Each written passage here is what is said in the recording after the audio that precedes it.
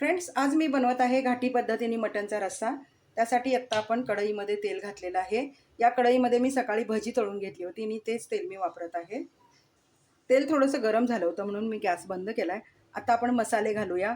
लवंग आहे, लवंग, दालचिनी आणि चक्रफूल। अर्धा किलो मटण आहे, त्या प्रमाणात मी लवंग दालचिनी घेतलेली आहे। 3 तेजपत्त्याची पानं घालूया। तेजपत्त्याची 3 पानं। आता घालते मी बारीक कापलेला अर्धा कांदा आहे। कांदा तळून झालाय। आता टोमॅटो घालूया। टोमॅटो आहे, बारीक कापून घेतलाय। 8 ते 12 काळी मिरी आणि थोडंसं जायफळ मी किसून घेतलेलं आहे। आणि आता घालणार आहे आलं आणि लसूण पेस्ट, अंदाजे 2 चमचे।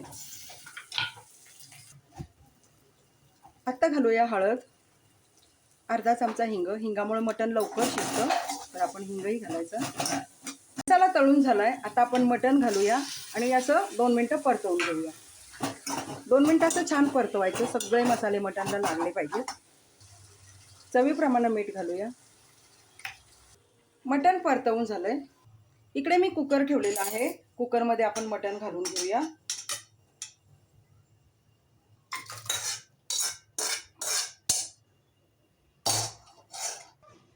आता आपण कुकर लावून घेऊया,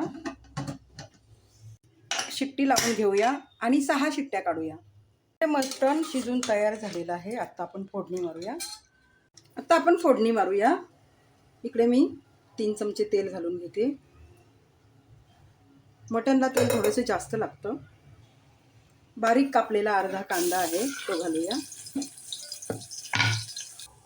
कांदा तळून झालाय। आता 1 चमचा आलं घालूया।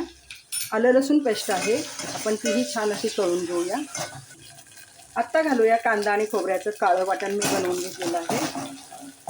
कांदा खोबऱ्याचं वाटण मी वास सुटेपर्यंत परतून घेतलंय। आता आपण घालूया घाटी तिखट, याच्यामुळेच आपला रस्सा छान होणार आहे। आता घालूया शिजवलेलं मटण। मी थोडंसं आळणी काढून ठेवलेलं आहे। जेवढा रस्सा पाहिजे तेवढा पाणी ओतून घ्यायचं। आत्ता घालत आहे संडे स्पेशल गरम मसाला। एव्हरेस्टचा गरम मसाला आहे, तोही घालूया 1 चमचा। रश्श्याला जेवढं लागेल तेवढं मीठ घालूया। शिजवताना घातलं होतं, थोडंसं चाखून घ्यायचं आणि मगच मीठ घालायचं। आता कापलेली मुठभर कोथिंबीर आहे आणि 4 पानं पुदिना आहे, आपण तो टाकूया आणि रश्श्याला अशी छान खळखळून उकळी काढूया। तयार झाला आहे आपला घाटी पद्धतीने बनवलेला मटणचा रस्सा। चवीला खूप छान लागतो, नक्की बनवा। सगळे मसाले, गरम मसाले आणि घाटी मसाला घातलेला आहे, त्यामुळे रश्श्याला चव खूप छान येते। नक्की बनवा।